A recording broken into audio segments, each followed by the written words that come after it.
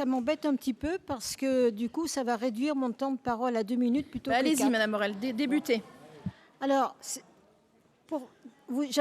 j'avais proposé, lorsque nous avons débattu au niveau du contrat de plan État-région, donc ce projet de géothermie qui est absolument essentiel, et vous m'aviez répondu que ce n'était pas un dossier pour le contrat de plan. Donc je le représente aujourd'hui parce que je pense que c'est une filière qui est absolument importante, qui est une filière d'avenir et dont vous connaissez probablement d'ailleurs toutes les qualités. Alors la région s'investit avec l'ADEME d'ailleurs, pour avoir des sujets ponctuels, mais pas une véritable politique. Or, je pense que c'est quelque chose qui pourrait aider fortement les petites communes qui ont des gros problèmes pour continuer à chauffer ou à éclairer leurs bâtiments communaux, leurs piscines. Enfin bon, il faut trouver quand même, élargir, puisque c'est votre politique, le plus possible évidemment de capacité d'énergie.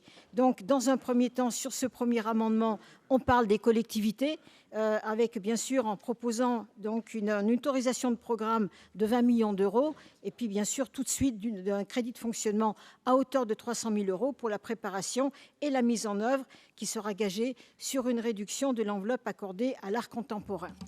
Et puis bien sûr, sur le deuxième, qui est exactement le même sujet et qui parle d'une façon un petit peu plus technique des caractéristiques et des capacités de ce que c'est que la géothermie, il faut aider de la même manière les TPE, les PME, en les aidant justement à pouvoir réduire leur consommation d'énergie habituelle.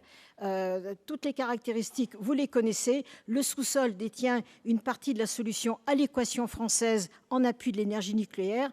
Et dans un contexte d'envolée des prix, je pense que quand même on ne doit pas négliger cette possibilité. Elle doit être proposée aux entreprises dépendantes de l'énergie fossile pour leur production. Et combien d'entre elles d'ailleurs ne supporteront pas les surcoûts importants de l'énergie? Alors, sachant que le territoire français possède un code minier qui est très favorable, notre région doit s'engager à promouvoir et faciliter le développement ainsi que l'exploitation d'une telle filière. On compte sur vous, Madame la Présidente, pour en parler à Monsieur Wauquiez et d'avoir à influer cette politique. Merci Madame Morel. Monsieur Kovacs.